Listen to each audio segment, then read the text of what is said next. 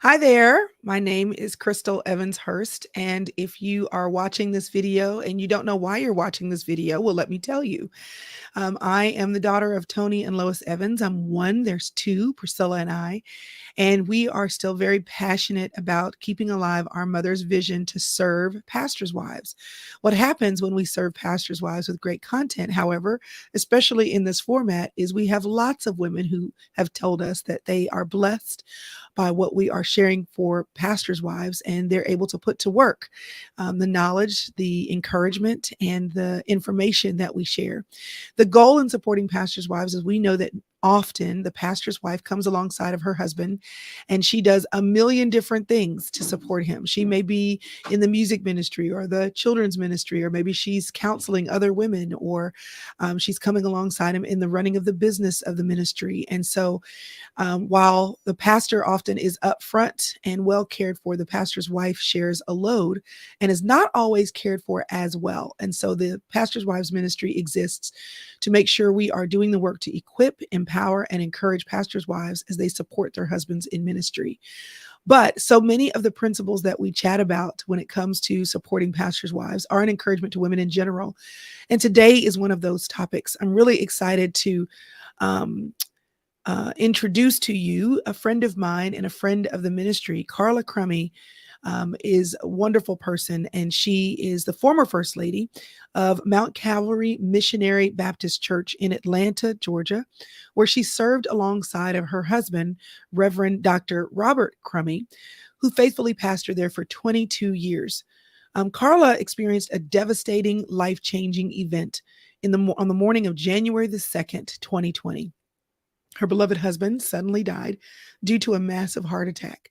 I remember this clearly because that was the week right after my mother had passed away. And her husband was also serving in a leadership role at Carver Bible College, which is where my parents went to college. And so, of course, it was on their mind and heart to be here with us as we buried my mother. And that same week, as we walked into burying my mother, we heard about the devastating loss of Robert Crummy. Carla realized that her faith and trust in Jesus was the sole foundation that has kept her standing. So today, she counsels and consoles widows with a goal to help them heal, learn self care, and gain unshakable confidence that Jesus is with them every step of the way. But also because she is a pastor's wife, not only having the experience of being a widow herself, but also understanding the care of women, specifically of widows in the church, she has both a unique role of being the needed recipient of care and the understander of care that needs to be given. And so she has a really unique position with teaching us how we can faithfully care for the widows that are in our circle of influence. The Bible tells us that true religion is care of widows and orphans, the people that need our service the most. And often there's a lot of things we're encouraged to do in the body of Christ. And widows and orphans, the care of those is not always front and center. And so I'm excited to have that conversation today. Carla has found a newfound joy in her latest assignment as the kindness ambassador for the urban alternative. So not only has she been a friend to our family, but now in a unique role, she's a friend of the ministry. Spreading kindness in the culture comes naturally for Carla as she enjoys being a part of this new initiative of the urban alternative and of my dad, Dr. Tony Evans. So please, would you help me welcome Miss Carla Crummie? Hi, hello, hello. Thank you so much today, Crystal, for having me. And I want to especially thank you for having it on your heart to talk about the widow journey, especially even as it relates to pastors' wives. Yes. Well, I think it's a needed conversation. I don't think it's one that gets to the top of the list all the time. And I know that those who are serious about following Jesus want to know how they can be obedient and want to know how they can care about the things he cares about. But I don't know about you, but I think it's not even just the care of orphans or widows in particular, but I just think caring for people in a season of loss is something that doesn't come naturally or easy to everyone. Yeah. We don't know what to say. We don't want to say the wrong thing. We don't want to say too much. We don't want to do too much. We don't want to do too little. we don't want them to be alone, but we don't want to be in their way. It's like, how many times do they need spaghetti? So do we get them a gift card, or do they need a home cooked meal? Do we sit with them, or are we in their space? There's so many ways to negotiate loss. But in particular, when we're talking about a woman who's lost her husband, particularly also when that husband was in ministry, I think the dynamic even gets more tricky. So I would love to just start before we even dive into that conversation. I gave a brief intro of you, but what did I not say about you that you would like for us to know about you? What would you like to tell us about yourself? Well, thank you, Crystal. It's always great to be able to say something nice about yourself. I would say that I am very blessed. I, like yourself, I not long before my husband passed, lost my mom, but I am blessed to have had two wonderful parents. My dad is still living. My parents were married close to 62 years before my mom transitioned on to heaven. And I think that is first and foremost what I would want to say about me. I'm a child of God. So I have two wonderful fathers. And I want to thank my parents for making me who I am today, because I think it starts with that foundation at home. My parents, they reared the three of us in church. So we've always been Christians and loved the Lord.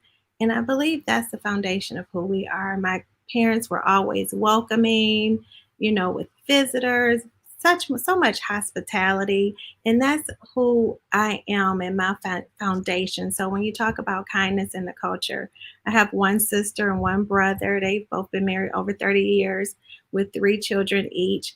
We get together as family. So one thing, if anybody wants to know something about me, I'm passionate about God and I'm passionate about family. We have big family get togethers. We do things as a family. So it was devastating to us too to lose the matriarch of our family. We have the patriarch, and actually my dad is with me. When my mom went on to when she passed, I, brought him here down to Atlanta, and he's been with me actually now for 3 years. So I think that I'm a caregiver. So if Yes. someone wants to know, caregiver, I love caring. That's just who I am as a teacher for over 20 years, early childhood education. That's always been my heart. And as I get older, I discover this is really who God created me to be, a servant of people, of God's people. Well, it comes through not just in how you operate personally, but then obviously with this new initiative and kindness in the culture, it also comes through. And I'm glad to see you continue to own who you are in this new season. Because of your personal experience, I know you have a heart for widows. Yeah. What unique challenges and fears, like for those of us who have not had that experience either personally or someone close to us has not walked that road, what unique challenges and fears do you think widows are facing that it would help for other people who want to care for them to know?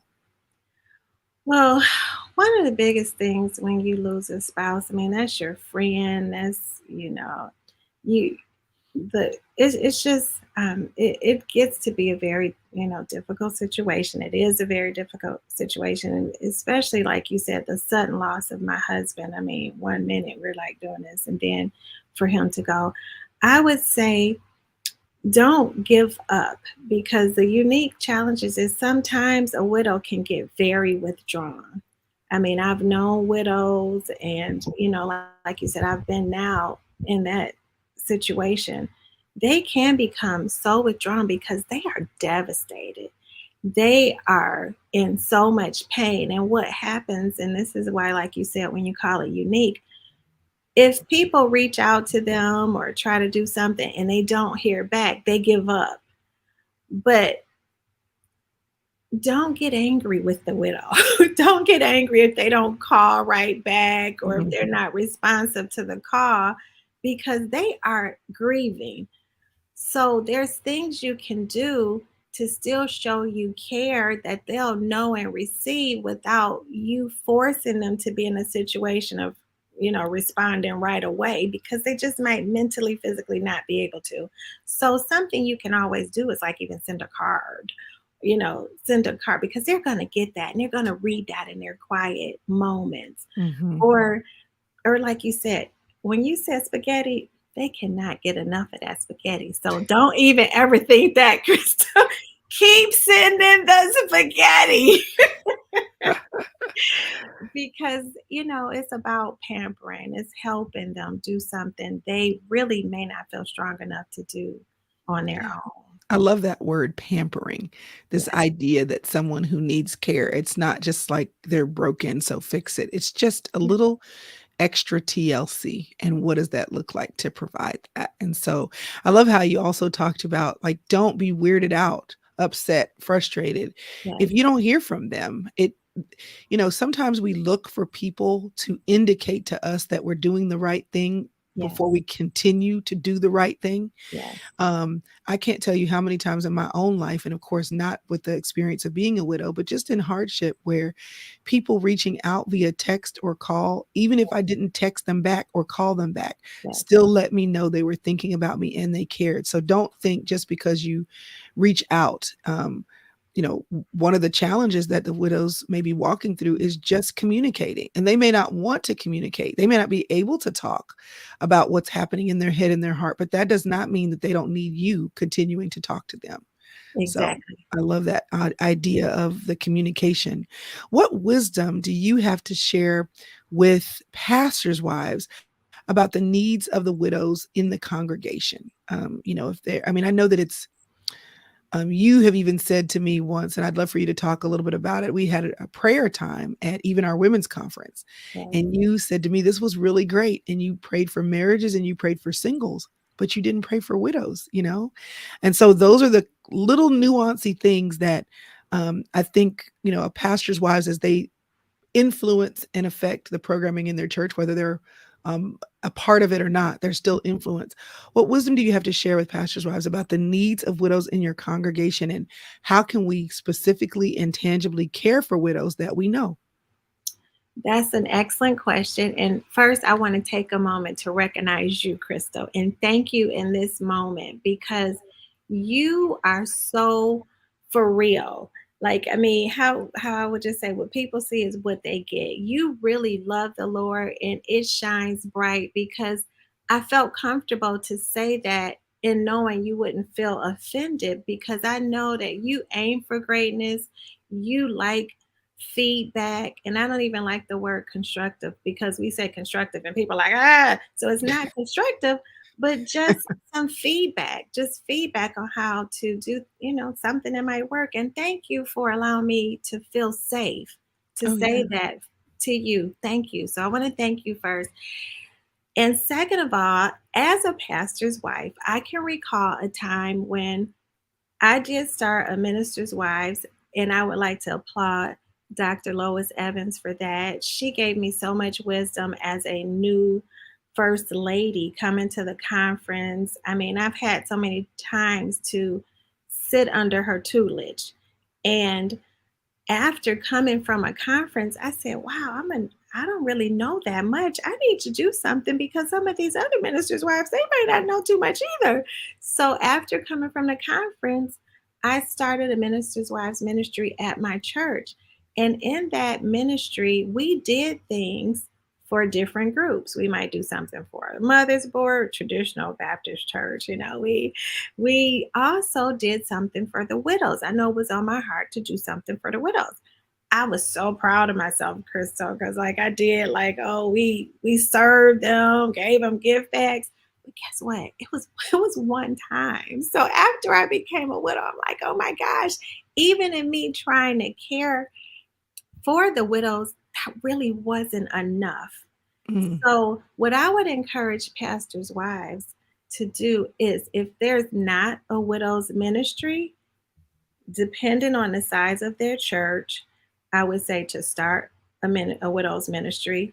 And if there is not a large enough group for that, to be intentional that at least once a year do something for the widows, because within that year someone's going to become a widow. I mean, Mhm. and it could even occur more frequently if they're open to that. And if not, at least have those widows get together, maybe start some type of support group for each other, because it helps. It really helps a lot. So, and in particular, one more thing, Crystal, as especially for a pastor's wife, I really think the care is not almost on the forefront, because as a pastor and a pastor's wife, it's always us normally pouring out, not so much receiving, because, so when a pastor's wife becomes a widow, is so different, because everybody wants to feel like she's so strong and she's Mhm, okay, mhm, but she's lost her covering. She mm, doesn't, not only does she not have her husband, she doesn't have her pastor.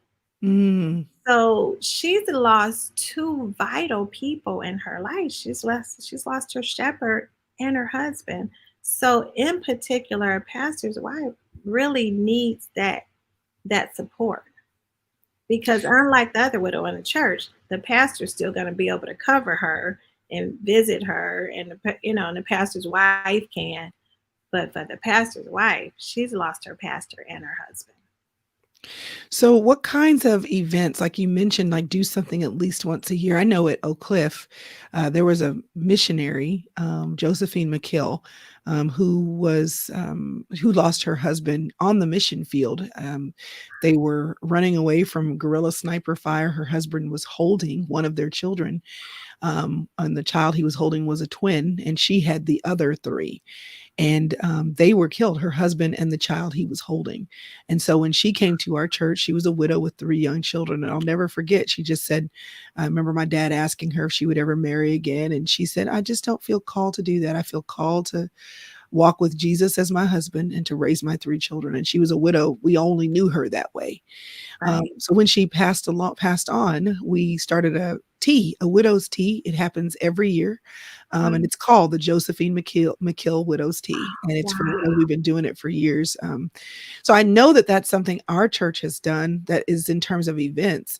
I'd love to know if you've seen or experienced or heard of any other types of events, just to get everybody thinking about, apart from the immediate loss and the TLC and the pampering at that time, Right. what are the other kinds of ideas maybe that women can think about when they are considering what they can do to support widows in their church?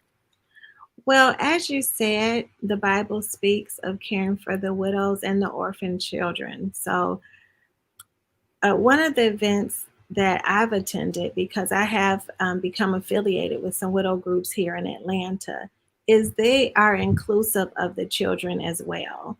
Mm, So, as you mentioned, the teas, I've attended a tea. I've attended an event where they've rent out a whole movie theater, and I think we went to see Wonder Woman back when Wonder Woman was out, but it was inclusive of the widow and the children. So that was really nice. I mean, because even though we're talking about the widows, I mean, some may have grown children, but there are going to be, just like you mentioned about Josephine, there's going to be some with young children. So if it's inclusive of that, it's great to just go see a movie, and it's free. They yes. pay for everything, it was free. And this is something that's really been dear to my heart. That sometimes, and it's okay that people don't think about it, but we're having this conversation so people can. When Father's Day comes and the holidays, those are very difficult times. Mm, So, the group that I'm with, Widow Strong, I've been working with her. Michelle is her name. She's amazing. I mean, she will host something. She has a whole widows house where we'll go. And so she'll host something for Father's Day. So that's a major time when people just aren't thinking. I mean, that was the time that we would spend, my children and I, we would do something for Father's Day. So we'll go over and she'll host something. We'll either potluck or she'll have something, because, of course, she's a widow for 13 years now.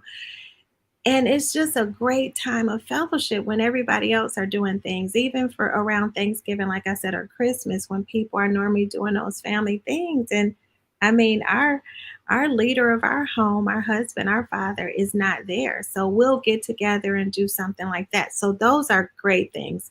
Potluck, movies, teas, go to the park. I mean, you just want to think of fun things that you can do. And two, the key word is fun. When we get together, we don't get together really to mope. You know, Yeah. we do enough Do moping. enough moping on your own. We're doing enough moping. So we're smiling, we're laughing, we're sharing recipes. And it's really a great time of fellowship. The children are getting to connect with other children who are also orphans. And it's great. We even did a retreat and it was pampering. I know we talked about that word, but it was a pampering retreat for a whole weekend, the children and the moms, and we got pedicures. Fun, That's fun, great. fun. That's great. I love that. And I love how we've touched on kind of the immediate response, like the immediate TLC, bring food, show up, keep Yes, calling, keep reaching out, yes. and the more long-term ongoing events that just help any person who's experiencing grief, but in particular, a widow who's lost her best friend, who she would hang out with and go to the movies, Mhm. things to do that are fun, that keep her Yes, active, that keep her laughing, that keep her connected. yes. I know it can be especially challenging though when we're talking about a pastor's wife, and you touched on that. She's not just lost her husband; she's lost her covering. But I know that you have heard about this. You know, what does a pastor's wife do when she's no longer the pastor's wife? It's also, I mean, like my mother still has, nothing has changed. In a lot of places, nothing has changed. But one of those things is at the church, there's a parking spot for my dad. There's a Mm. parking spot for my mom. Oh, wow. But my dad is still there. When you think about maybe a pastor's wife and um, maybe somebody else comes and they're pastoring the church and they bring with them their wife. Okay, then that spot no longer belongs to her. There are so many things that the Wow. pastor's wife that are displaced for her, particularly when that means a new pastor comes to take her husband's place and he has his own family. The Mhm. rhythms are disrupted. If she was hostessing in between services, and had a space to do that, okay, well, new pastor, new wife, that space no longer belongs to her. And so there's multiple ways, I think, where the grief is multiplied for a Yeah. pastor's wife, not just in the loss of her husband, but in the loss of her rhythms and positions and Yeah. access inside of the church. So, can you speak to a way that we can not only minister to a pastor's wife in that season of loss, but also honor her, honor that the existing or the previous pastor's wife when a new pastor's wife comes in because widowed wife has lost her husband. So just that Mhm. dynamic of loss and also the mixing of the two. I love that question and I love your forethought on that because I mean, really, it can seem like out with the old, in with the new. With the you new. know, I mean, which can feel that way. So I think with you bringing up this, especially if pastors' wives are watching, it's important for them to know because they may be that new wife that comes in with their pastor as a new pastor's wife and pastor of a church where the husband passed. So I really think that's great that they think about how they can honor her. And I can speak directly to that. I My first time actually attending a church after my husband passed was in Dallas. And it was uh, Reverend Hawkins, Kevin Hawkins, and Erica. They are really good friends of mine. If you know them, I can't remember the name of their church right now, but they invited me to church, and it was still during the pandemic. But they only had a few people there because the husband had passed, and they had a parking spot still for that first lady. It's lovely. And look, even though she was the former first lady, they still honor her. She had a parking spot. She was one of the few that they did invite during that whole pandemic transition when only a few people, they still invited her. She maybe even had a little special section she sat in. Even though her husband passed, my friend Erica, she told me how they still like for the birthday, they sent her, They took her out, they sent her flowers, they sent a card. I mean, you just don't want to feel, like you said, forgotten. So a card is really simple. And I've even heard you speak to your mom and flowers. Flowers is always a form of showing you care to receive flowers. I mean, it's beautiful. It's fresh. It's alive. And you're talking about something that's alive when you've had a loss. So flowers are fragrant. They're fresh. They smell good. So even to send flowers, even like we've talked about, touched on a lot of different things, even if it's to send a card to that widow, that pastor's wife, that widow on her birthday, even Mhm. just to let her know, even for her husband's birthday, if it's in those children. I mean, so especially the first year. I mean, like the first year, and it was definitely different, I know, for your family and for me, because we went into a pandemic. So there was Yeah. a lot of isolation. I mean, maybe it wouldn't have been so much isolation, but it was just like a shutdown. We Mhm. probably had Mhm. 3,000, close to 3,000 people at my husband's homegoing celebration. And it went from everybody's there to poof, everybody's Quiet. gone, and a worldwide pandemic. Yes. So a card is always good. A card maybe for the children's birthday and for the wife, even if it's that first year. Yeah, yeah, and I love this idea of just thinking about what the place of honor is for her, even when her husband isn't the pastor. Yeah. We have, some friends down the street not too far from us, and, E.K. Bailey, when he passed away, his wife, of course, was still a part of the church, and when the new pastor came in and his wife, they specifically stated, "Here are the things you that are still here for you."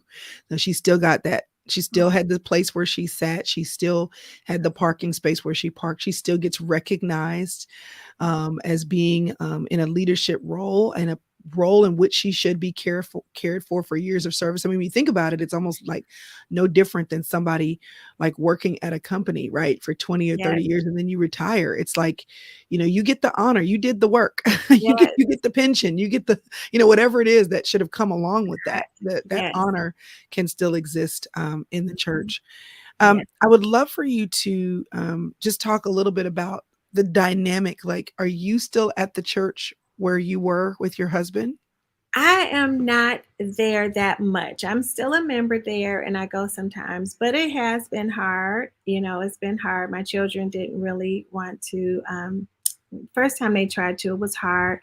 And so, when we talk about the whole transitioning part, it's just a little bit different too, and how you feel and how you're welcomed. You know what I mean? But Yeah. I love my new pastor and first lady. They're friends of ours. He was our former well, when I say ours, I'm thinking me and my husband actually brought him on as the youth pastor for our church, so they were the youth pastor. But then my husband was very instrumental in helping him to acquire church on his own, but then he left there and he came back to our church. So I'm very familiar with them. And like you said, the whole transitioning thing, it can be delicate, and how everybody receives everybody, and still that placement, because I do think you want to be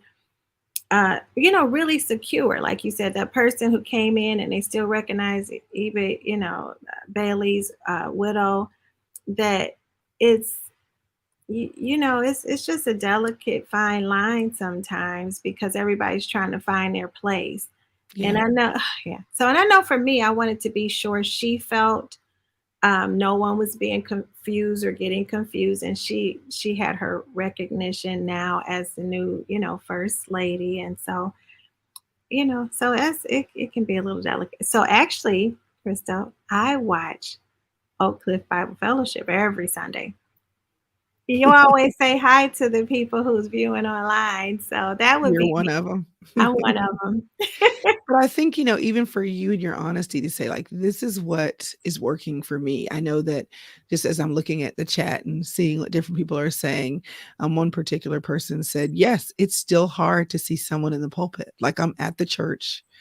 Um, but even being there, and you mentioned your children, but I think for a widow to be honest about how she's feeling. Like, it's Mhm. hard for me to be there and to see even someone else in the pulpit where my husband used to stand. It's a reminder, like a constant reminder that he's not here. So even if they rolled out the red carpet for you and you still have a parking space or you still have a space, or they, trained and taught the people in the church to continue to honor you, Yes. even showing up and seeing that your husband isn't where he used to stand, that's emotional and traumatic. And, when we are experiencing grief, we run from things, and Yes.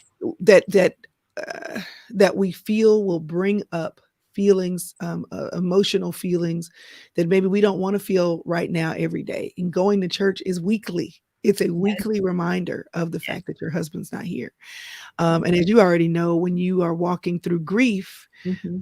the things you don't expect can be triggers. So it Yes. could be that, okay, I finally okay, and I'm watching someone else in the pulpit where my husband used to stand, and I see the first lady operating in some spaces and places that I used to operate in, but I'm good. And until somebody comes up to you one day and says, listen, I'm still praying for you. And you're like, oh, I was good. I was good.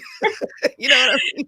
Yes, I mean, Crystal, this is like real life, how you say heart to heart, down to earth, because probably if I wasn't on camera, what I will say and what I have said to some of the people in the congregation is it is still hard. I'm like, it is still hard. And sometimes when you go to church and you see people and they do mean the best, remember, you just said, well, you don't know what to say or do. And they'll come over and they'll hug you and they start crying. It's like, I'm trying to heal and I'll start crying. And somebody did that to me and then I start crying. So, yes, honestly, what you said, it is still hard because that's all I've known at church. And it is a smaller church, like say in comparison to Oak Cliff.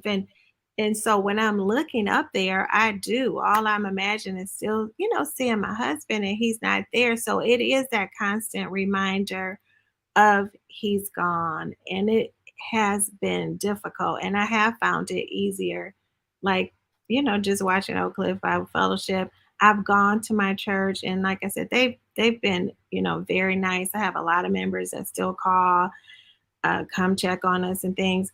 But the church is that constant reminder, even just pulling up, as soon as you pull up, it's still that constant reminder. So when you're in a state of trying to heal, you are absolutely right. When we're being transparent, that can be very difficult.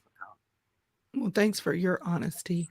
I Yeah. have a couple more questions for you, but as we move into these questions, I want to ask you, if you're watching and you have a question for us, please be sure to leave that in the comments. We can see you on Facebook and YouTube sharing your thoughts.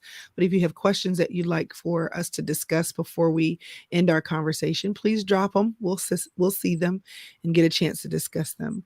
I know one of the things, of course, that you're doing with TUA is kindness in the culture. I'd love for you to talk a little bit about what that is, what that means, and how we can connect um, that initiative with what we're talking about today in caring for widows.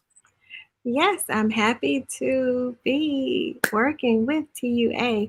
Kindness in the Culture is a campaign that is just basically worldwide. It's a way to just initiate acts of kindness. I mean, we want to be intentional. The Bible speaks of being intentional and showing kindness. So this is a three-step process basically, if I could just shortly say. First is your act of kindness, and that's doing something kind for someone. But the second thing is really important because what is kindness if you are including God in the midst? So you want to pray for that person. After you've done the act of kindness, you want to pray for them. And third, you want to share the gospel of Jesus Christ because as much as we can, we want to be out in the world and just get as many believers as we can. So, as that relates to widows, is some of the things we talked about. I mean, I like your spaghetti. because we can take spaghetti all time. If somebody wants to still come bring me a pot of spaghetti, I will take it. I will take it. I mean, so it could just be to take someone a meal. And in particular, like if we're talking about widows, to take a meal or even have a meal delivered to the house. I mean, edibles. I mean, not to promote anything, but I mean that's something I frequently will do for people because people is You healthy. have to correct that. Edible arrangements, I know because edible. edibles Oh, oh, yes. Edible arrangements, the fruit Oh, that's good for you. That is so funny. We needed some God. laughter Ooh, here, right? you have the people confused. Edible arrangements. Edible arrangements. That is so hilarious, Crystal. I love it. Okay, so send a meal, take a meal. That would be your act of kindness. Second of all, then it would be to pray. I mean, you just pray if it's a widow or even someone who's lost someone that's grieving, to pray for them, pray their strength. And third, you still want to share the gospel of Jesus Christ, whether it's a believer or not. Just anytime we're speaking about all the greatness of God is always a good thing. And in that, the hope is we will continue to repeat that. So if you showed me an act of kindness, then I'm going to be conscious to make sure I show someone else. And if we can keep spreading these continued acts of kindness, we can have a culture of kindness. And that's what God would want. I mean, he wants to see us in this mean world. Is kind of cruel. Even in the Christian life, we want to just instill kindness in a way that people can do that, even in their local church. We are now printing personalized cards. So we have acts of kindness cards, and on those acts of kindness cards, because when you do these acts of kindness, you're giving an act of kindness card. And when you give that now, you can have it personalized at your church. So for all the people watching, you can order them. And right on the back of that, you can actually have your church. So it can be an initiative that you are doing too on behalf of TUA to show you are working with us with this campaign to spread kindness throughout the world. When we think about practical things that we can do for widows, and we Mhm, talked about food and spaghetti, and we've talked about calling and continuing to reach out. We've talked about mhm, events. We've talked about continuing to honor that pastor's wife's in the context mhm, of the local church.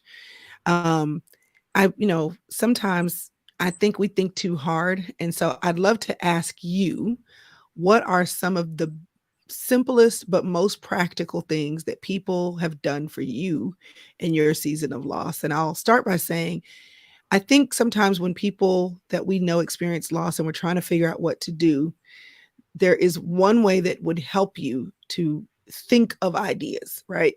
Um, if in a traditional sense, if a woman lost her husband, what are some things that her husband may have been doing that she either can do but may not have the energy to, or that just won't get done? And so just at a very, very basic level, some examples that I would think about are, was he cutting the lawn? You can come and cut the lawn, was he running errands? They split, conquer, and divide. She worked, he works. There were certain things that he did. So that's a very specific question you can ask.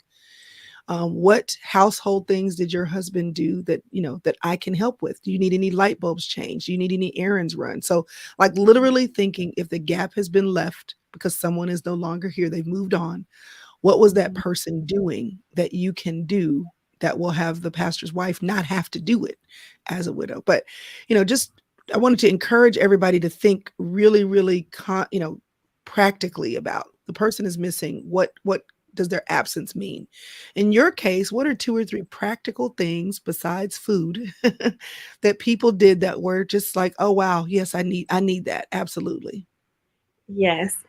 Crystal, you're doing really good with thinking about some of those things because we talked about, you know, things females can do, but there's things, like you said, males can do, that's in the church and they can be intentional. And something that was really, and it still happens, that's really minor but big for me is changing out the vent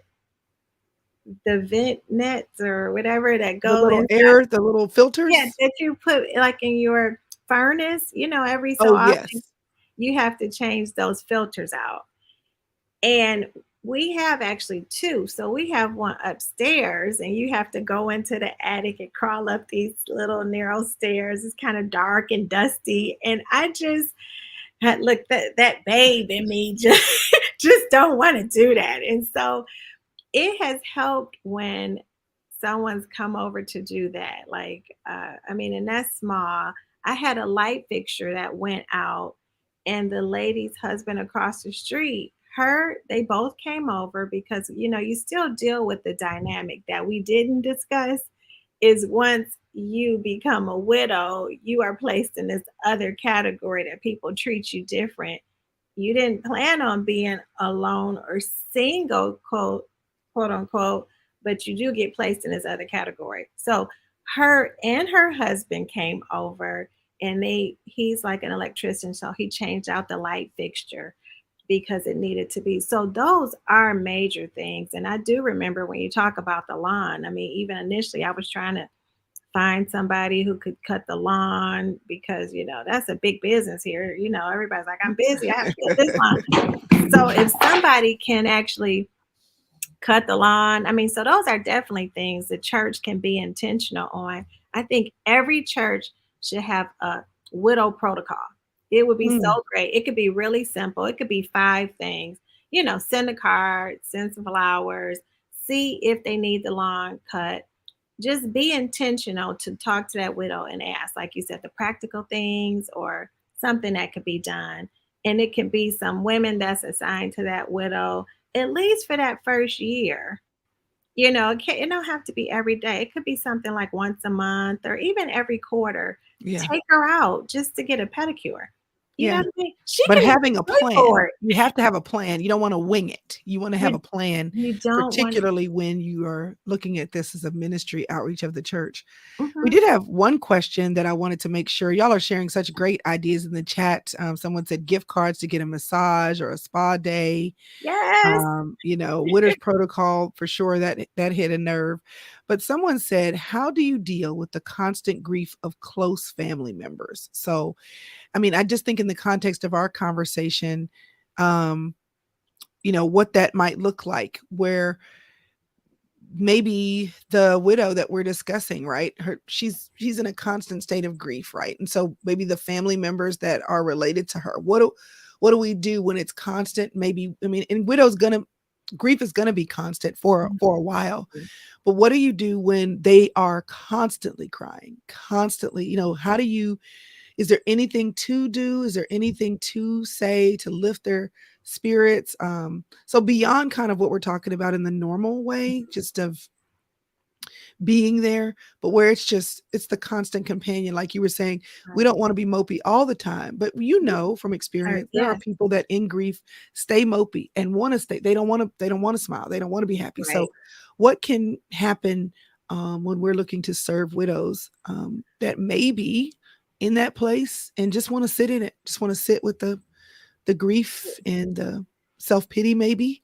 Right. Um, Well, how do we I handle that? actually, yeah, thanks. That's a very good question, and I don't want to feel like that's why I kind of say edible and didn't say arrangements because I don't want to feel like I'm doing a PR for any particular group and somebody gets offended or whatever. But I'm going to just speak to myself, and I have to be honest. Is I did do GriefShare, so I'm not trying to put a promo out for them. So, but all I'm saying is when you're talking about down to earth for real, what can you do for someone like that? Somebody saw me kind of like that, really, an aunt. And she said, I think this is what you need to do. And just like how you were able to hear my feedback, I heard the feedback. I didn't realize it was a 13-week commitment. The first time she told me, I said, okay, I'll go. And I went. And they said, okay, well, this is the first class of 13 weeks. It helped me tremendously. So I always, from this point on, I have recommended to everybody I know when they've had a loss, any kind of loss, whether it's a widow or whoever, if they're going through grief, I have recommended it. I liked it. It worked for me because it's intense. It's 13 weeks. But each week you're dealing with different stages of that grief and how to deal with it. You're hearing testimonies of other Christians who dealt with something similar, and it is a Christian-based foundation pretty much. So, and you're in the class too with other people who have just had a tremendous loss, whether it was a sister, a friend, a husband, a wife.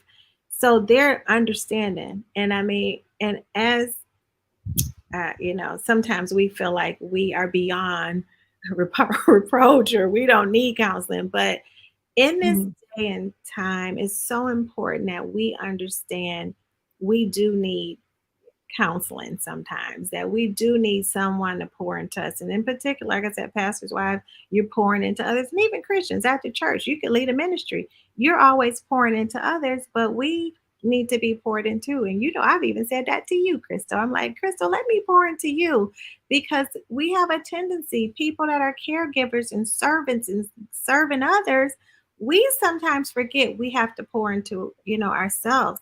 And GriefShare helped me. So that would be my answer to that. Recommend they, do it. And if they don't do it on their own, maybe you have to just take them the first time. Take them to the door. Say, hey, I know I mentioned this to you. Will you just try it? But of course, always pray. God answers prayer. And even when two come together, just constantly keep praying for them. Try to get them out. Do something with them, and eventually they're going to have to turn that corner, because that can make people feel bad even around you. I mean, we Yeah. have to want to heal. I love it. I love it. Well, I'm so grateful for you joining me today and sharing your personal experience as a widow, also your personal experience as a pastor's wife, and what you've seen work in your own church. It's been challenging for us to think about this, because who wants to think about this, right? Nobody ever wants to think about what happens when we pass away or when our spouses pass away, but we will all pass away. And when we do, how can we receive support? How can we give support? And how can we be prepared? So, thank you so much also for talking about kindness in the culture. And if anybody here wants to find out more about that, where can they go? They can go to tonyevans.org and they can find all the information they want about kindness in the culture. Love that. Thank you so much for joining me, Carla. Thank you for having me, Crystal. Y'all, thanks for joining me here today. I hope this has given you some practical ideas for how you can serve those who've lost a loved one, particularly if that widow is a pastor's wife, and the unique position that that puts her in. Or if you know other women who are widows, again, there's this overflow of this conversation for pastors' wives. There's probably someone you know that's living without their spouse. And if someone has come to mind and you're thinking, okay, I've learned about a practical thing or two that I can do to serve them. Or if you are a widow yourself and need to communicate what practically you need, when people say, how can I help? That you will speak up and let people know how they can. We're glad that you're here. Again, this is an overflow and an outreach of the Urban Alternative, the Pastor's Wives Ministry that my mom started years ago. We would love for you to consider joining our community. If you are a pastor's wife, you can go to loisevans.org/Facebook group and enjoy a safe space and a safe place to have conversations with other women who are in ministry like you. If you'd like to receive encouragement on your Instagram feed, go to instagram.com/Pastor Wives Ministry. Pastor Wives Ministry. And then also, we want to make sure that you put these dates on your calendar. We have a Kingdom Leaders Summit coming up in October. It's October 4th through the 7th. So if you're a pastor's wife, or you have a woman in your ministry who is in leadership, maybe she is involved with the women's ministry, maybe she teaches in Christian education, this Kingdom Leaders Summit is for you. I'll be there. I'll be talking about how to plan a women's retreat, why it even matters that women get away, and how to put it together. There'll be classes for women's curriculum planning. And then Priscilla will be there talking about what it looks like to teach the Bible to develop women. So we definitely will have lots of opportunities for you to grow at this Kingdom Leaders Summit. But in addition to that, we'll have sessions that are specifically for women who minister to women or who minister on a bigger level at their church. Coming up also this fall, we'll be putting together another video opportunity for you to watch us. It'll be Legacy from the Kitchen. We're going back into the kitchen. We did that in 2019 with our mom, and that's been on YouTube. If you haven't watched it, go look for it on my mom's YouTube page. But we're going back into the kitchen to share recipes and share holiday traditions. And we're really excited about that. That'll be a lot of fun to watch. And so make sure you keep an eye out for that. I hope that this has been helpful to you. I hope you're encouraged. And more importantly, I hope you've been practically equipped to serve women who are widows in your sphere of influence or to communicate what you need as a woman. Thanks so much for joining, and we'll see you next time.